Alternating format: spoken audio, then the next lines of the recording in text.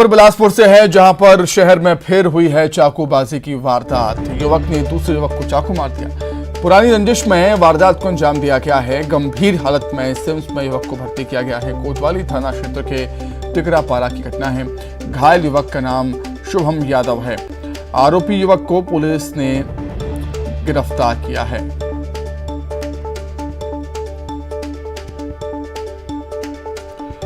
अधिक जानकारी के लिए बातचीत करेंगे। संवाददाता विनोद कुशवाहा जुड़े हैं फोन पर। विनोद, क्या कुछ जानकारी? और लगातार हम देख रहे हैं कि छत्तीसगढ़ में चाकूबाजी की वारदातें हैं कि थमने का नाम नहीं ले रही।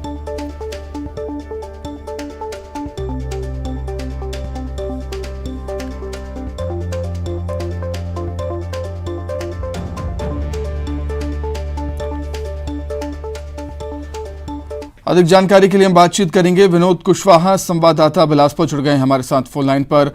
विनोद, लगातार हम देख रहे हैं कि छत्तीसगढ़ में चाकूबाजी की वारदातें थमने का नाम नहीं ले रही हैं। फिलहाल क्या कुछ जानकारी इस घटना में? देखिए, घटना के बारे में बताया जा रहा है कि टिकरापारा यादव मोहल्ला कहलाता है। वहां पर शुभम यादव जब जा रहे थे, उसी समय के कुछ जो लोग हैं जिनसे पुरानी उसकी दुश्मनी चल रही थी, उस पर वाद विवाद हुआ और फिर उसके बाद चाकू से उस पर हमला कर दिया गया। गंभीर हालत में फिर उसे सिम्स में भर्ती कराया गया है, जहां अभी भी उसकी हालत नाजुक बनी हुई है। इस मामले में रात में ही पुलिस ने दबिश दी और अजय साहू को गिरफ्तार किया है और उससे पूछताछ की जा रही, क्योंकि इसमें चाकूबाजी की घटना में 3 लोग शामिल थे। तो अभी 2 लोग फरार हैं। अभी एक को ही गिरफ्तार करके पुलिस की पूछताछ जारी है। जी ठीक है विनोद, आप बने रहिएगा हमारे साथ। कुछ और खबरों पर भी आपसे हम जानकारी लेंगे। खबर बिलासपुर से ही है, जहां पर बिजली दफ्तर में हंगामा हुआ है। बड़ी संख्या में स्थानीय लोग बिजली दफ्तर पहुंचे। दफ्तर में मौजूद कर्मचारी अधिकारियों से बहस हुई है। 3 दिनों से बिजली की समस्या से लोग परेशान हैं। यहां पर रतनपुर के नवा गांव के बिजली विभाग का ये मामला है। अधिकारियों से बिजली सप्लाई बहाल करने की मांग लोगों ने की है। हंगामे के चलते मौके पर पुलिस भी पहुंच गई।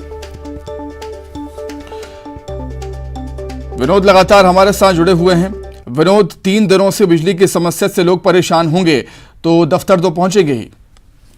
निश्चित तौर पर। और कल जिस तरह का गुस्सा दिखाई दिया कि रात 1 बजे तक जो है ग्रामीण हंगामा करते रहे और जिम्मेदार जो अधिकारी है वो मौके पर पहुंचे नहीं। लोगों का आक्रोश इसी बात पर था कि 3 दिन से बिजली नहीं है। जो रोजमर्रा के काम है वो लोगों के प्रभावित हो रहे हैं और अभी चूंकि बारिश भी नहीं हो रही है, ऐसे में सिंचाई का भी जो काम है वो प्रभावित हो रहा है। पंप चालू नहीं हो पा रहे हैं, तो बहुत सारी परेशानी थी। और सबसे बड़ी दिक्कत इस बात की भी थी कि नहाने तक के लिए ग्रामीणों को करीब 2 किलोमीटर खूंटा घाट जाना पड़ रहा था। तो इसी बात से नाराज होकर के बड़ी संख्या में ग्रामीण कल पहुंचे थे और वहां पर उन्होंने मांग की थी कि बिजली जो है वो बहाल की जाए, लेकिन कोई जिम्मेदार अधिकारी मौजूद नहीं था। और यही वजह है कि इस पूरे मामले पर रतनपुर पुलिस को हस्तक्षेप करना पड़ा। रात 1 बजे समझाइश के बाद ग्रामीण लौट तो गए, लेकिन उन्होंने चेतावनी दी है कि अगर बिजली सेवा फिर से बहाल नहीं की जाती है तो सोमवार को वो लोग चक्का जाम करेंगे। जी ठीक है विनोद, बहुत शुक्रिया आपका तमाम जानकारी के लिए। आगे बढ़ते हैं। जांजगीर चांपा से एक खबर है, जहां पर आकाशीय बिजली का कहर देखने को मिला। अकलतरा तहसील क्षेत्र में आकाशीय बिजली का कहर देखने को मिला है। आकाशीय बिजली से 4 लोगों की मौत हो गई। एक महिला की हालत गंभीर है, जिला अस्पताल में उसको रेफर किया गया। पामगढ़ थाना क्षेत्र के सिमरिया में 23 भेड़ों की भी मौत हुई है।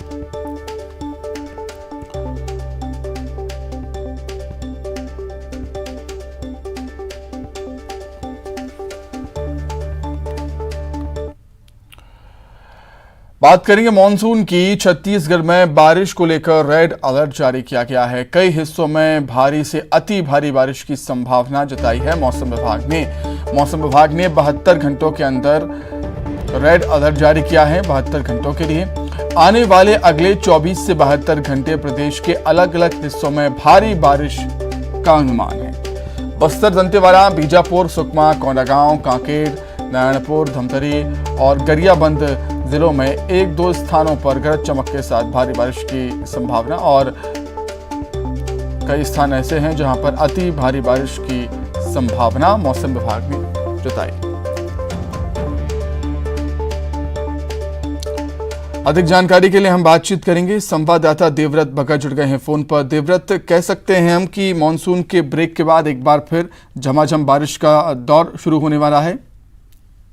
और काफी समय तक के ये ब्रेक लगा रहा मॉनसून पर, और अभी फिर से जो अलर्ट जारी किया गया है वहां भारी से अति भारी बारिश की बात कही गई है। लेकिन ये भी जो चेतावनी जारी की गई है ये दक्षिण बस्तर के इलाके के लिए है मुख्य रूप से, क्योंकि जो जिले आ रहे हैं इस चेतावनी के तहत बस्तर है, दंतेवाड़ा है, बीजापुर, सुकमा, कोंडागांव, कांकेर है, नारायणपुर है, धमतरी के अलावा गरियाबंद जिला है जहां के लिए रेड अलर्ट जो है वो मौसम विभाग ने जारी किया है।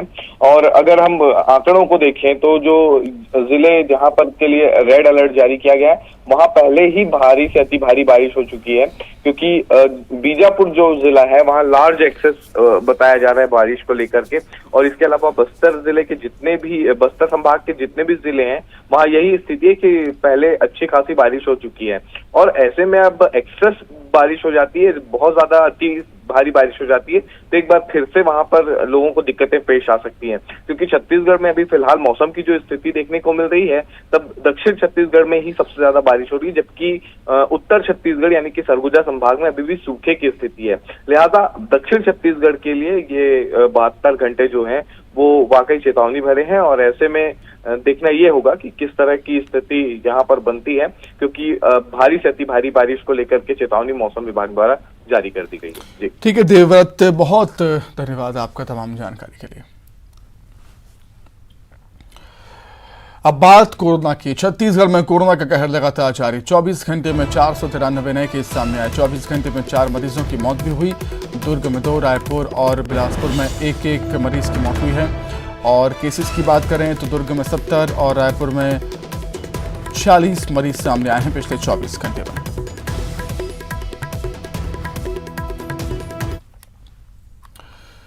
दिल्ली दौरे पर सीएम भूपेश बघेल का तीसरा दिन है आज, और सीएम ने कल राष्ट्रपति, प्रधानमंत्री, गृहमंत्री अमित शाह से मुलाकात की थी। राष्ट्रपति बनने के बाद द्रौपदी मुर्मू से राष्ट्रपति भवन में उनकी पहली मुलाकात हुई। सीएम भूपेश बघेल ने पीएम नरेंद्र मोदी से भी मुलाकात की। पीएम आवास में मुलाकात हुई और दोनों के बीच राज्यों के अहम मुद्दों पर चर्चा हुई। छत्तीसगढ़ में कांग्रेस आजादी के 75वें साल पर आजादी की गौरव यात्रा निकालेगी। सभी 90 विधानसभा क्षेत्रों में पद यात्रा निकाली जाएगी। हर विधानसभा में कांग्रेस 75 किलोमीटर की पद यात्रा करेगी। पद यात्रा के लिए सभी विधायकों को जिम्मेदारी सौंपी गई है। सीएम भूपेश बघेल को पाटन विधानसभा का प्रभारी बनाया गया है। पीसीसी अध्यक्ष मोहन मरकाम कोंडागांव और विधानसभा अध्यक्ष चरणदास महंत को शक्ति विधानसभा की जिम्मेदारी मिली। सभी विधायकों को उनके विधानसभा क्षेत्र का जिम्मा दिया गया।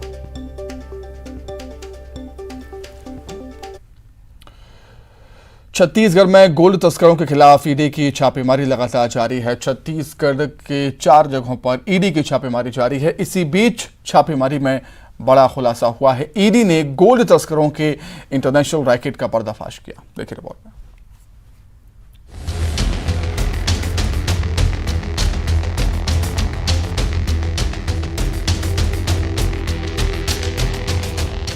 करीब 2 दिनों से छत्तीसगढ़ में ईडी की छापे की कार्रवाई चल रही है। इससे लेकर अब सनसनीखेज खुलासा हुआ है।